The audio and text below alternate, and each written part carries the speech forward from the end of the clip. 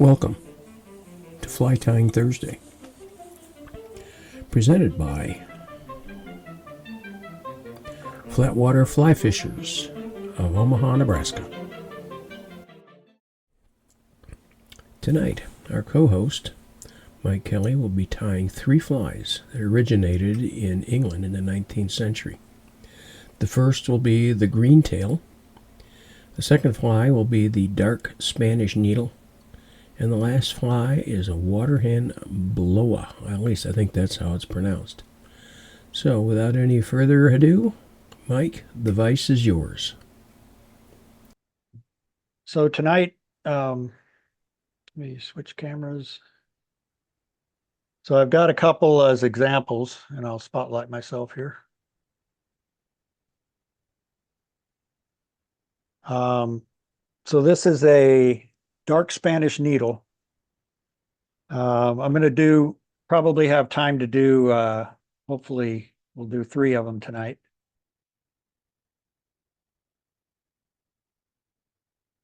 That looks good. There was a book by T.E. Pritz in England in 1886 called North Country Flies. There were several flies with drawings for the pictures and everything. And so because he documented several of these flies, I don't know if it's actually that he actually was an originator of these flies. Some of them are attributed to other people, but there's a lot of them that are attributed to T.E. Pritz. And again, a lot of times if a book comes out with a bunch of patterns in it and there's no record of who tied them first, then it may be mistaken credit, or it may be that 2 of these. This one is the dark Spanish needle, and the other 2 we're going to do is called the Greentail and the Waterhen Bloa. And these are all they call them spider flies, soft hackles, in the English style. They're originally tied with silk, and most of the hackle, we have access to, different colors and styles of hen hackle, partridge hackle, a lot of different things. Although they used some partridge hackle in some of the older flies, a lot of what they used for the hackle is they called them under covert feathers, basically from under the shoulder of the wing of different birds: woodcock, hen pheasant, barn owl, or brown owl. I'm sorry, not barn owl. Water hen, as in the case of the last one. But there's a lot of the birds that that's where they looked for their flowers, and they were their feathers, and they were little round, basically looked like little round feathers. And they just used 2 or 3 turns of them, and they that's what they used. And a lot of the flies that they did, they were called like the partridge and orange, or snipe and purple. A lot of them were named basically by the materials that were used. But a lot of them were used to, they started putting the person who first tied them, putting their name into it. But I found it kind of interesting that although these are very sparse and skinny, and this Greentail was actually tied to represent a granum caddis, so a caddis pupa. And this dark Spanish needle was intended to represent stoneflies. So of course it would be in bigger sizes, and the stoneflies they had in England are probably not the large stoneflies that we get out west and stuff, but the hooks I'm using are, I have these, they're dry fly hooks with a turned up eye. And I just think they're kind of cool looking. They look um, like a lot of the older fancy flies or whatever. And so just to kind of dress these up a little bit, that's what I'm using. But um, personally, I prefer to use dry fly hooks on these soft hackles because it gives me a lot of versatility in how to fish them. I didn't go grab it. Al sells some floatant, and also there's another little bottle that's a sinking agent, basically. Um, so depending on um, how you want to fish these, um, you could dress this with the gel floatant. Um, get that all worked into the dubbing and the hackle, and you can fish this on the surface as a spinner, like as a spent adult. You can maybe just put some of the floating just up here on the hackle and maybe a little bit of the dubbing, and leave the rest without anything, or put some of the sink on there. And you could let it just kind of sit in the surface as an emerger. Um, or you could just leave it as is, put some of the sink agent through it all, and get that to sink and have it be an emerging nymph or a nymph. So there's a lot of different ways you can fish them as a dry, as a spent adult. So that's the reason I use the dry fly hooks mainly. If you want to use these subsurface and that's the way you want to do them, you can use a heavier wire hook, like a nymph hook, and that would give it the weight to bring it down. So the first one I'm going to tie is the Greentail, and again, what they used on a lot of those flies was silk, um, Purcell's gossamer silk. It's no longer produced.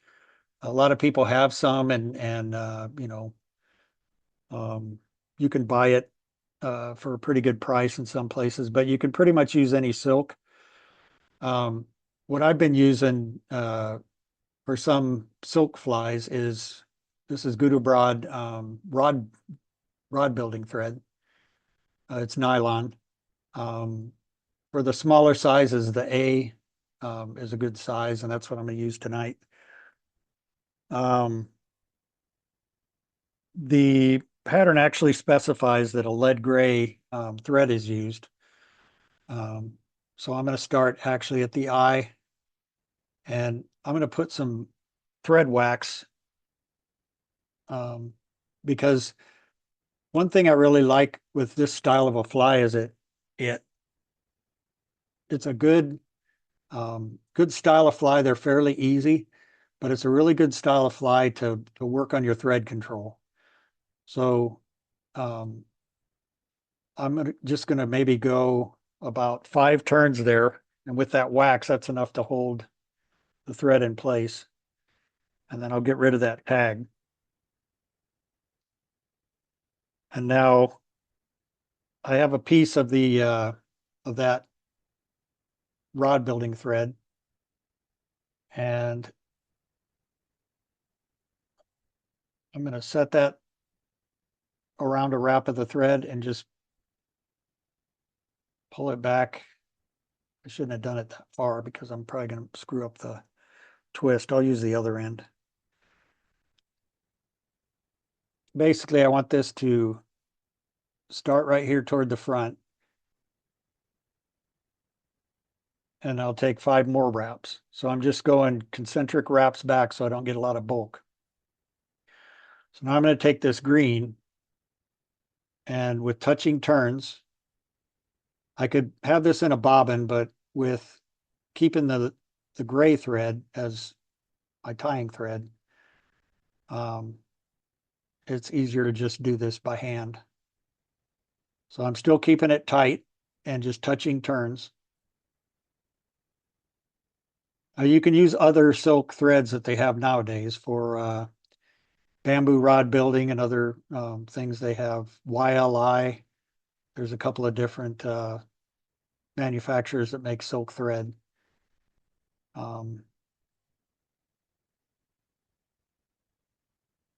So a lot of people with these soft hackles, um, I think they go to extremes on certain rules.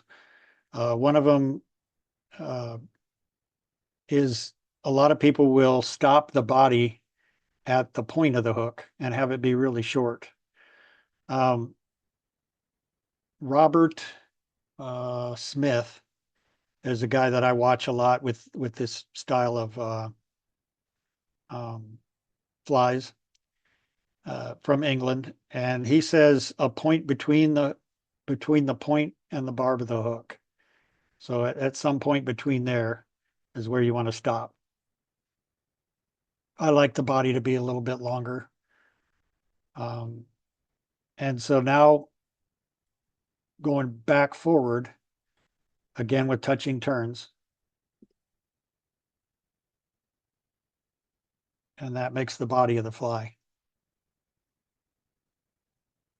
Now, these old English flies, they were very serious about the shade of silk that was used for the different patterns.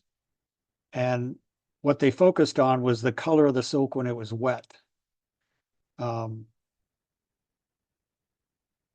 represent whatever the insect is. So I'm going to take a tight turn around that to hold it in place and take a couple wraps backwards over it. And then I can cut that out of the way.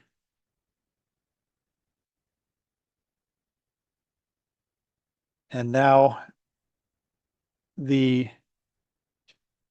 pattern calls from dubbing from the face of a rabbit.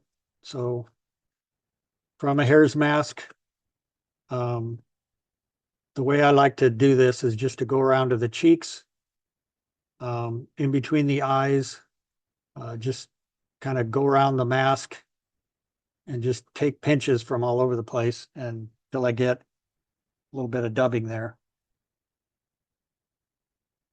And then I'm going to turn my hook so it's out of the way a little bit.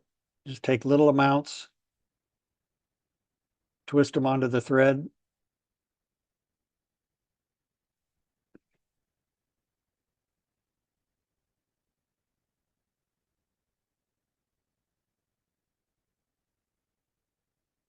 And then you just want to make a ball here by just kind of going back and forth over the same area there, just to kind of make a nice ball there. But I still want to leave room in front here for the hackle. So I've got about an eye's length back with that dubbing there with nice long guard hairs in it. And then for the hackle, this originally called for woodcock undercovered, which I don't have and I'm not going to try to get. Could also use hen pheasant. But I have a whiting coqdillion hen neck. And down here, close to where it would connect to the saddle, there's a lot of these real speckly. I don't know if you can see it in the package, but I'll show you one up close. Real nice speckly soft hackle feathers. And so to make sure you have the right length, if you look at the length of these barbules that hang out, you don't want that to go much past the bend of the hook. And that's just barely past the bend of the hook. So if you want even shorter, you could kind of go up in here a little ways and use less of that tip. Another thing you can do is with hackle pliers, you can, if you're having trouble getting that tip isolated, you can grab it like that and then stroke everything back. That's kind of an easy way to grab that tip. So the easiest way to do this, because sometimes it's hard to clip that end out while you're up against the hook eye, is just to cut the tip off so you have a little triangle there, as a people call it a tie-in anchor.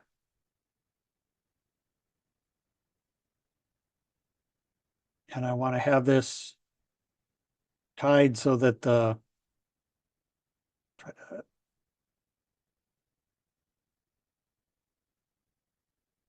I have the dull side facing up, and I'm holding that little triangle against the dubbing. Sorry for hitting the camera there.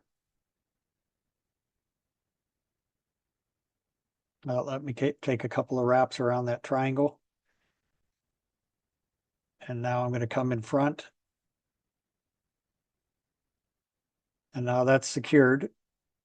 So I can kind of stroke these barbs back. And I don't need to fold them like completely. I'm also going to grab this with a hackle pliers to make it easier.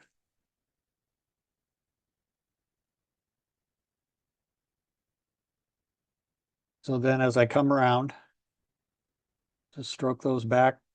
And this is another area where people are pretty serious about the sparseness of the hackle.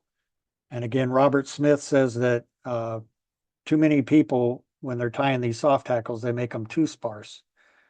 You don't want it to be so bushy that there's not going to be movement, but usually about 2.5 turns. It depends on the feather, the quality of the feather, but about 2.5 turns is usually pretty good. So I've got 2 good wraps there. So I'm going to remove the hackle pliers, stroke this back, and then take a couple wraps right there in front. Then I can snip this out, and I don't want to cut a bunch of my fibers, so I'm just going to push with a V against that stem and basically break it. So I've got one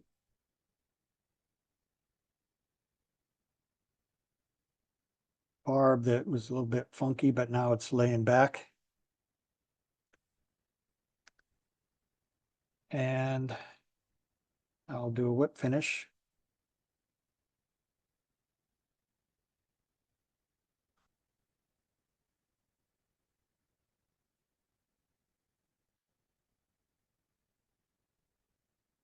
And that's the Greentail. Now the purpose of the dubbing, it gives it a little bit of a thorax in the profile, but it also keeps that soft hackle, when it gets wet, it keeps it from just collapsing flat against the body. And that's something that does happen in moving water with a lot of these types of flies. Because I'm using regular tying thread and I didn't use wax there toward the tying it off, I'll put a little head cement on there and make sure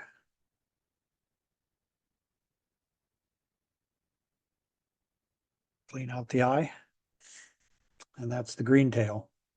A lot of times they'll ping it like that to spread out all the little fibers.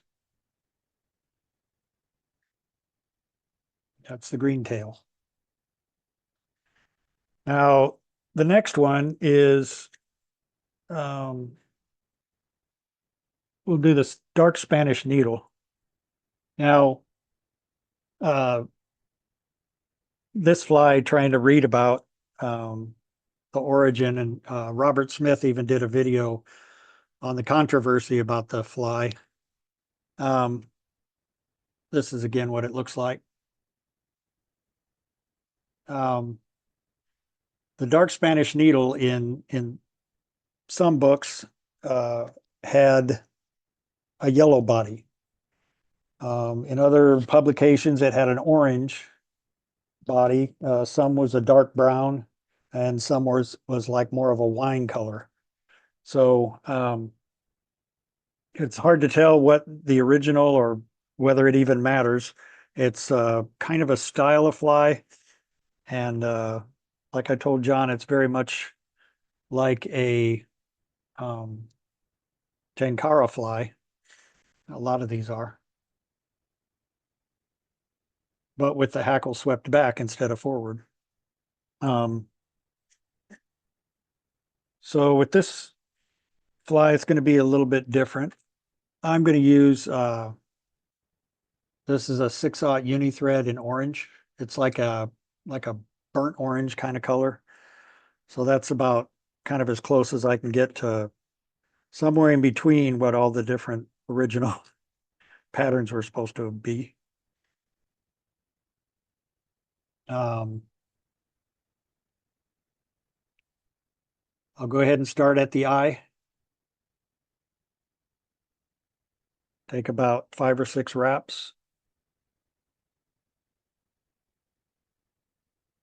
Cut the thread and touching turns. Again, real good practice for thread control. Doing touching turns. Um, having consistent. Um, I'm not wrapping and like relaxing. It's just constant pressure um, as I wrap around the hook with kind of a common inch and a half of length there that gives me control.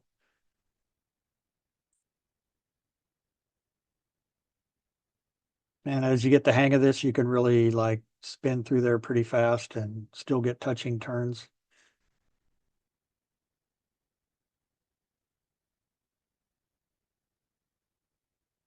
I'm gonna go to about right there. And then for this one, um, I've got, this is also a whiting Coq de Leon um,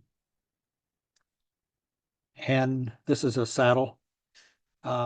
Real dark, but they're really nice mottled speckles on these.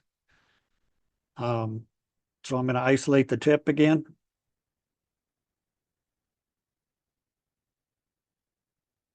Like so. And then again, I'll cut that.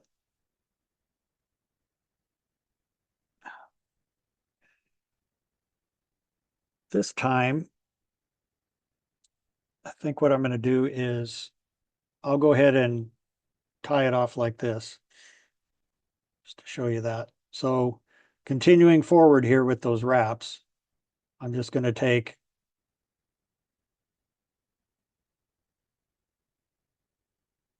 about 4, maybe 4 wraps, and then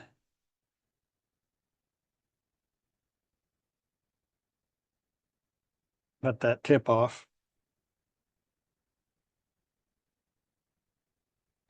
Continue to the eye. And then that should be plenty of grip for me to pull back and try to fold these back. Now I'm starting quite a ways back on this hackle for a reason, because this particular pattern has a hurl head. And so take 1, 2,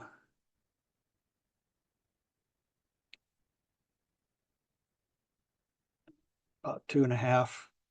Now I'm going to back off here a little bit to get close to that hackle stem. And I took a nice tight turn over that. Couple in the front.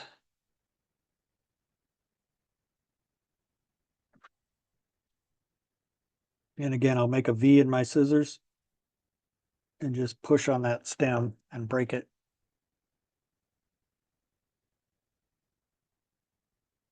Make sure everything is stroked back. And then I'll take a piece of peacock herl and just break the tip off, because that's brittle anyway and it will break. Tie that in and go forward to the eye.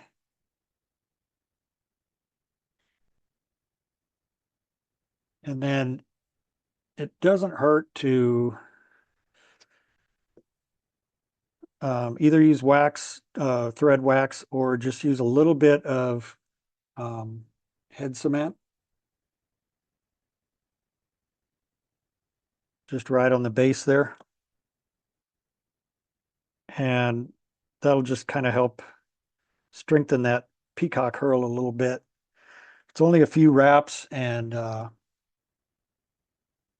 fish's tooth will break that pretty easy, but with that head cement, at least it'll kind of keep it maybe for a couple more fish. A little bit of a herl head, couple wraps over it. And I'll put that out. We got Rick John is waiting to be admitted. There we go. Sorry about that, Rick. And then a quick whip finish.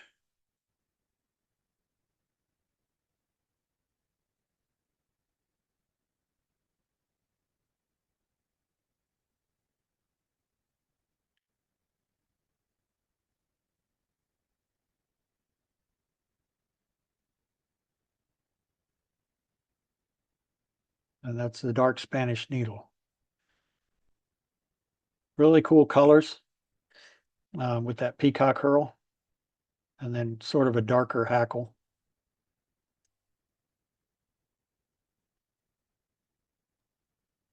And the last one is a little bit different. Same style, but a different, some different techniques in that one too. And that's the Waterhen Bloa.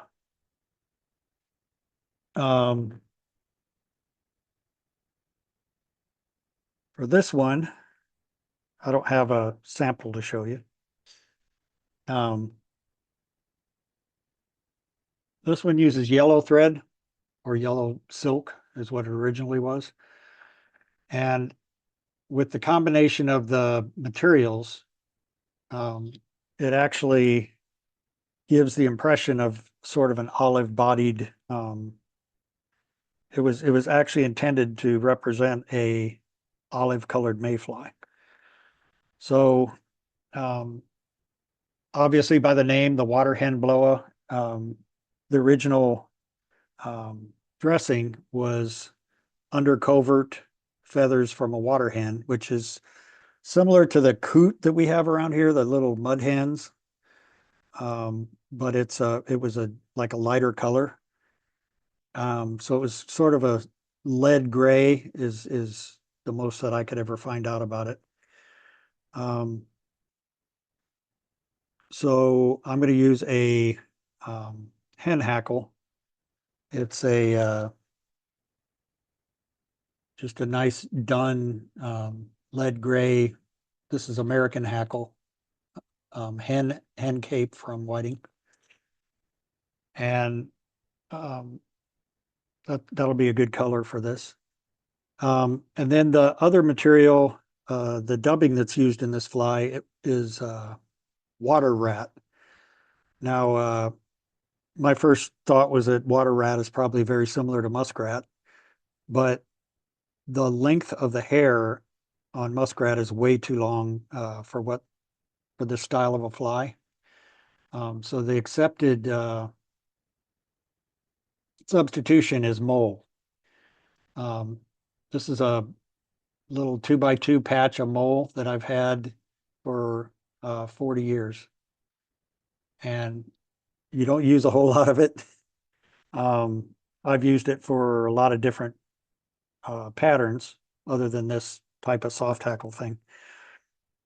But we'll get started with the tying of it. Again, I'll start right there at the eye. This is a 8/0 or 70 denier ultra thread. So it's kind of shiny, but it's a nice bright yellow color. And so I'm going to wax it with thread wax just to get it to grip nice and tight. Again, another way to get nice tight touching turns is to hold the tag of your thread against the tension of your wraps, like that. And again, I want to go to a point between the point of the hook and the barb. So the barb's kind of hidden in my vise there, but that's about where that is. So now instead of wrapping forward like we did before, I'm going to turn this in my vise a little bit just to get the point out of the way. And I'm going to take some dubbing wax. This is tacky. And stretch out my thread about maybe 3 inches. And let me zoom out.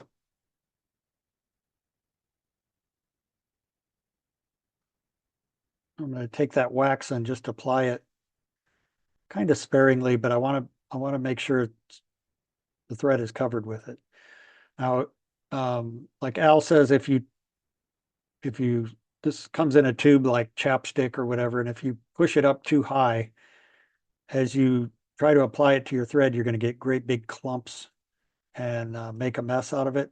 You just want it to be barely showing through there so you can apply it without making too much of a mess. So I have my wax on the thread. Now I'm going to take that mole and just like I did with that hare's mask, I'm just going to pinch and pull out small amounts like this. I don't want a lot. I don't want to clip it off of there because I think that's why this lasts so long is you just take it like that. You're just using sparse amounts and you don't waste it. So I'm just going to touch this on the thread.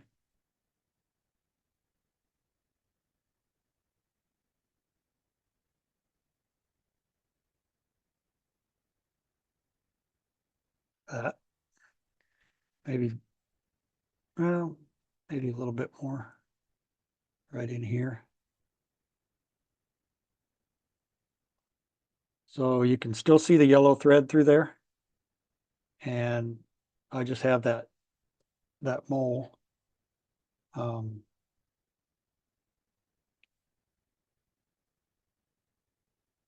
Just adhering to that wax. So now I'm getting to where the mole is at the back there. So now with touching turns, I'm going to go back up the shank.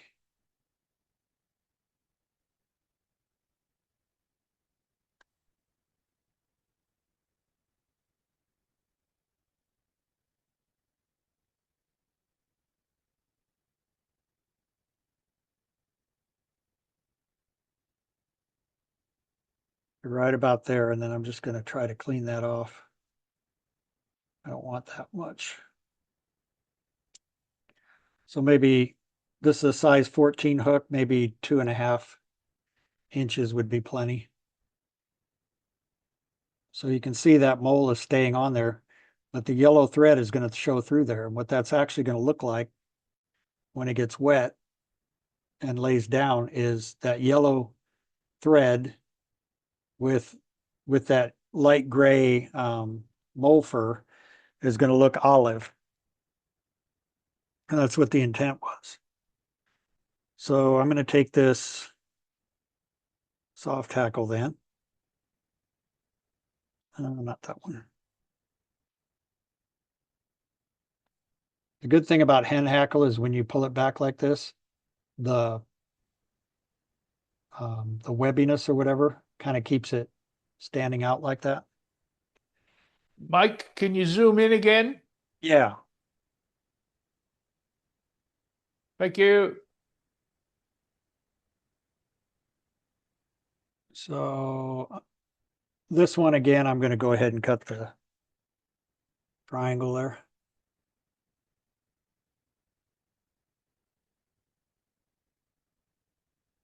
Tie it nice and tight over that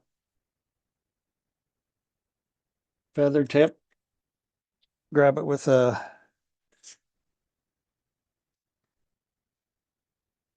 hackle plier just so it doesn't slip out of my thumb. Finger and thumb. Fold them back a little bit just so they start leaning back that way. And then trying not to let the feather twist.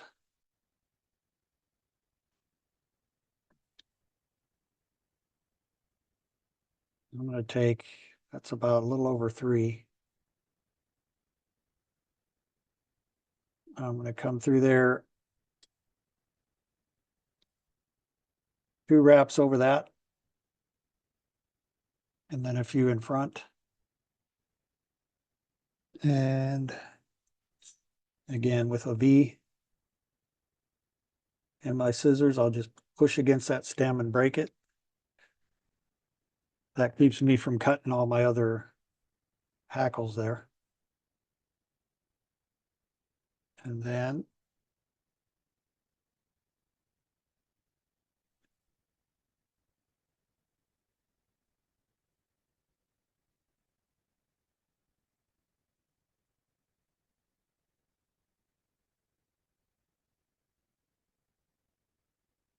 it's the Waterhen Bloa.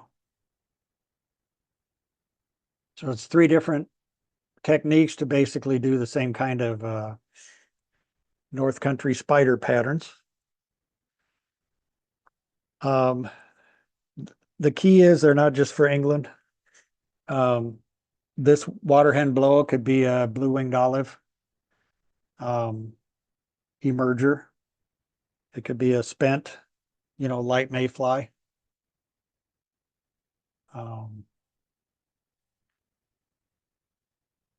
A dry dropper doesn't have to be a little bead head on the other side. It could be something like this. So if they're not taking the dries, then they might be looking at emergers, and then you've got that covered.